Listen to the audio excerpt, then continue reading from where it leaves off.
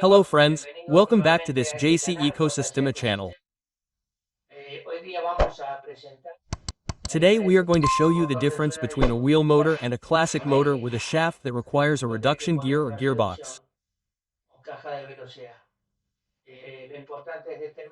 The important thing is to determine the difference and see which option best suits what you are going to do, as well as the advantages and disadvantages of each system. To do this, we are going to start with something very basic that many people may not like, but it is interesting to show. For those who do not have much knowledge of electronics or electricity, in this case electromechanics, we are going to start with the basic operating principle of an electric motor. There are many varieties of electric motors, including direct current, alternating current, variable reluctance, stepper motors with brushes, brushless, and many models. In this case, we are going to show you wheel brushless motors and shaft brushless motors. To help you understand this, we are first going to show you the basic principles. What happens when there is a magnetic field like this? Here we have a magnet.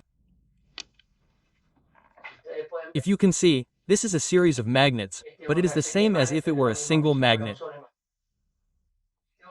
And this is a conductor that can be any length you want. The important thing is the area of influence, which is the area where the magnetic field is passing. If you look at this conductor, it has no effect on the magnet nor the magnet on the conductor, but we immediately apply a current to it, an electric current. You will see that the conductor will suffer a violent displacement. There it is. At this moment I connect.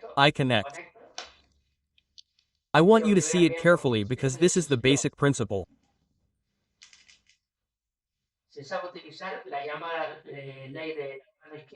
We know how to use the so-called law of the left hand, where according to the thumb or index finger, in this case, like this, the field, the displacement, the line of, the direction of the current, the magnetic field and the displacement.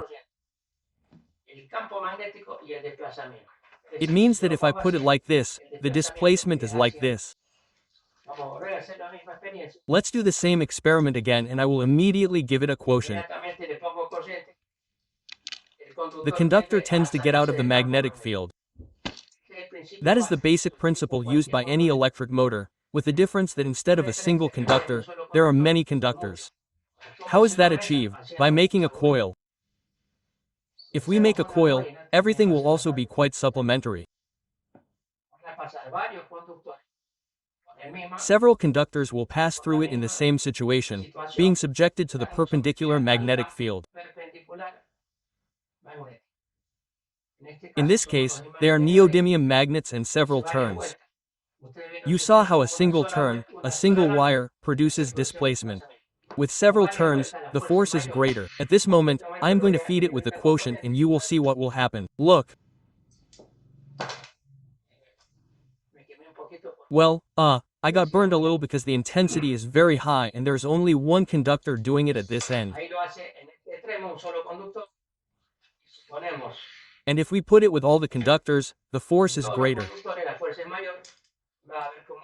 You will see how, there's the connection.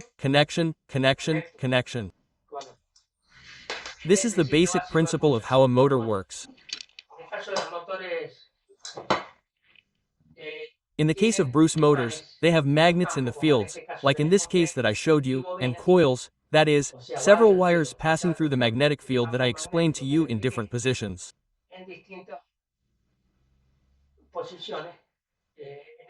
In this case, a three-pole motor, with three protrusions, not teeth, with three teeth, because there are two poles, those are the magnets it has. And there is a shunt that would be what they call the collector. There are three contacts arranged, one in line with each iron protrusion. It depends on the current that I apply to each of these blades. It will feed one of the electromagnets and if there is a magnetic field nearby, it will tend to move. At that moment, the collector changes position, The bottom one is inverted, the top one too, and it makes another turn, and so on. Now I am going to show you how the motor works. They are always the basic principles so that we keep in mind what we are going to explain now. Here I place the rotor on a debudge system, a small plate with a hole so that it can rotate. There it is, rotating freely. And in this hand I have a magnet that is going to generate the pole that I was talking about. As I just explained, depending on the connection that I make down here, there will be traction or repulsion. Because if I invert the cables just when I put this parallel cable here, there will be traction or repulsion towards the other end. It depends on the direction of the current.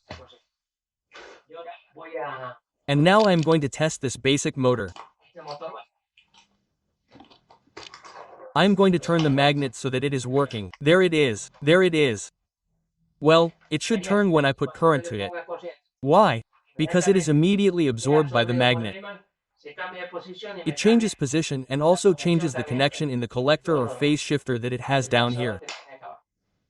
These two little cables carry current. I am going to bring them close to the collector. Look what happens.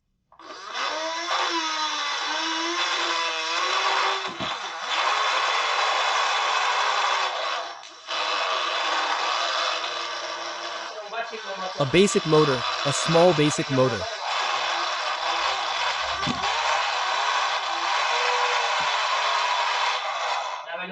The speed of rotation depends on the voltage and the magnetic field, the traction that the magnetic field has. I could show you all that formula, but it's very theoretical and I don't want you to understand it, but rather to have basic knowledge of why a motor works. As I said, it works by the law of attraction or repulsion of a conductor that circulates current within a magnetic field. And if we put a coil, there are many conductors that add that energy to the attraction or repulsion.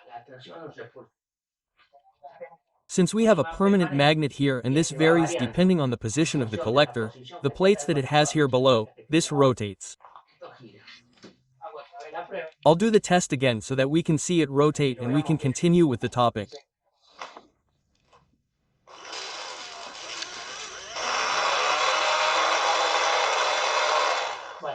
Well, that's a basic Prussell direct current motor. Well, if we take another one, for example, this motor is a 300W electric fan motor that has a brush.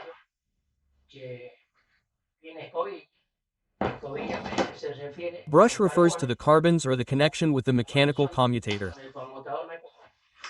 I'm going to see if they're there.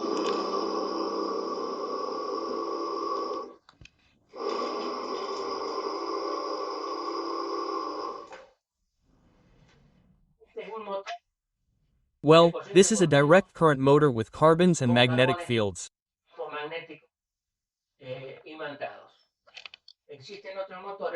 There are other motors where the field is another coil similar to the one in the inductor or rotor, which are called wound fields.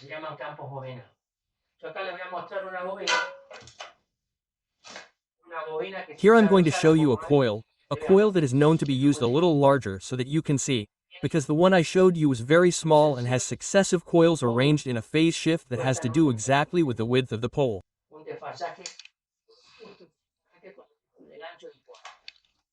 I can explain all that later, but basically what I wanted you to see is this, the difference.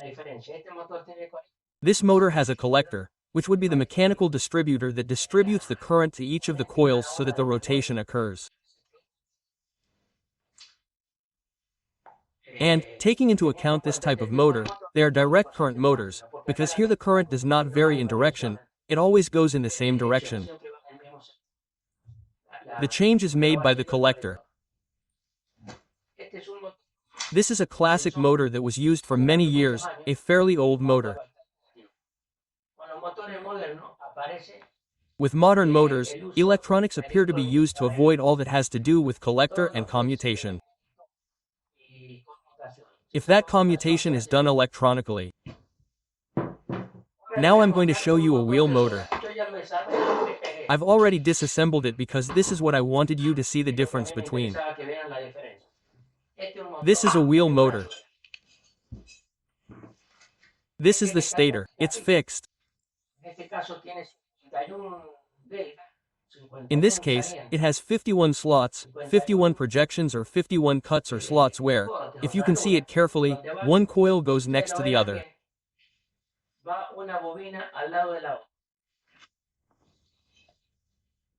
In this case, there are 3 single-phase 3-phase motors. It would be like this small one, but in 3. If it has 51 slots, that would be 17 slots per motor, and they are 120 grams out of phase. One, the other, and the other. Why? So that when one goes out of phase, the other enters and generates more torque and starts directly. And the stator in this case has these magnets. I hope you can see them.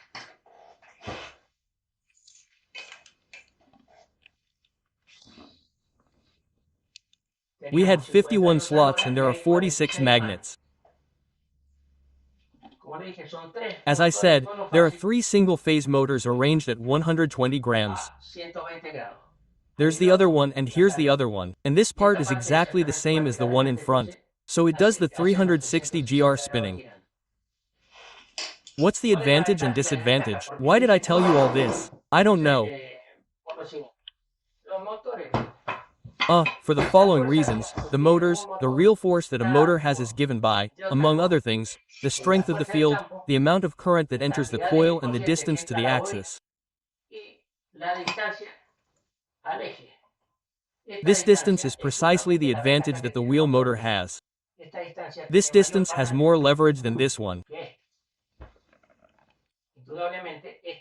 Undoubtedly, this motor needs more revolutions than this one to have the same torque.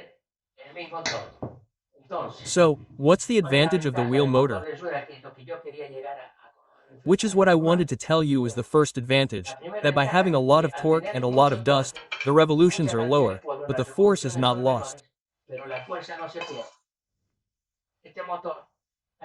This bicycle motor has 300 W and this one too.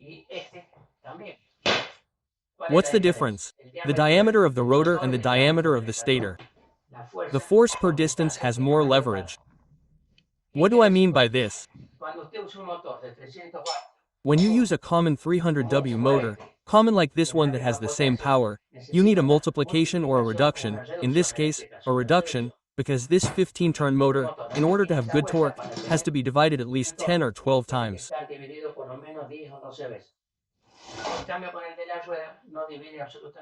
On the other hand, with the wheel motor, it does not divide at all and saves all the energy consumption that the transmission has because it goes directly to the wheel and the traction of the lever that is here is exactly the same force that it would make if it were reduced.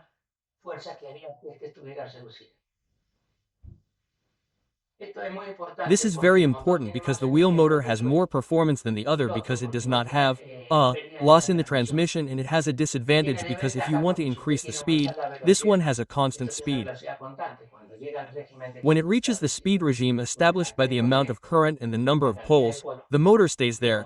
It continues to have the same torque, but the speed does not increase.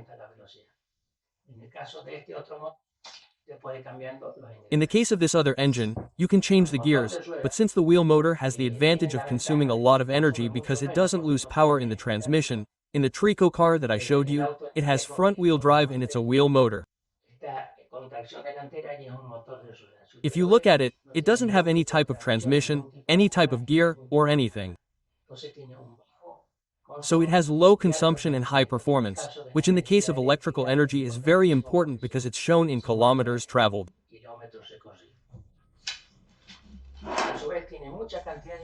It also has a large number of magnets. As I said, this one has 46. And here we have a magnetic pole with a lot of energy and a lot of torque.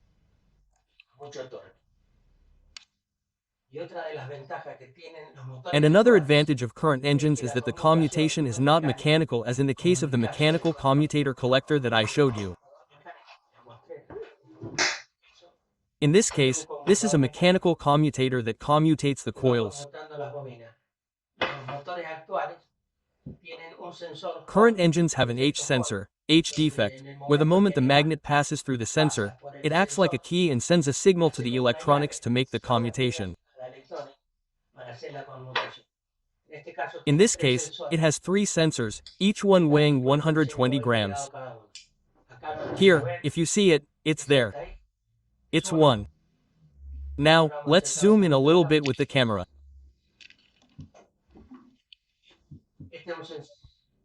This is one sensor, this is the other sensor, and this is the other sensor. It has 3 sensors weighing 120 grams each. These sensors, as I told you, are electromagnetic switches. When the magnet of the rotor passes through the sensor area, the whole effect causes it to conduct and sends a signal to this cable, telling the electronic circuit which transistor should conduct or which coil should connect.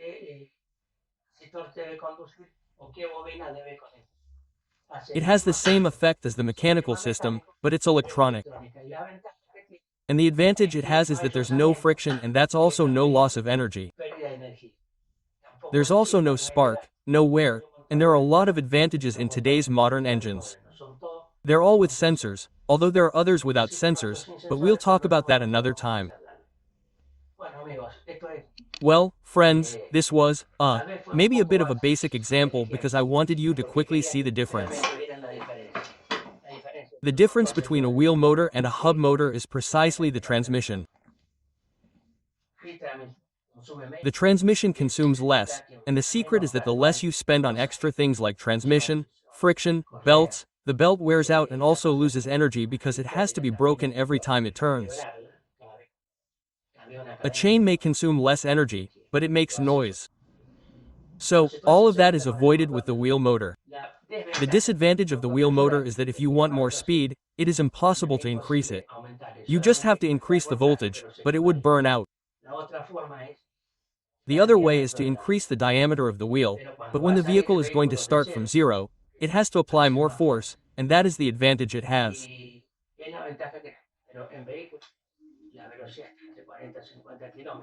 In vehicles where the speed is between 40 and 50 kilometers, which cannot be exceeded, like city vehicles, as long as it has a good output and good torque, the speed is constant at 40 to 50, everything is fine.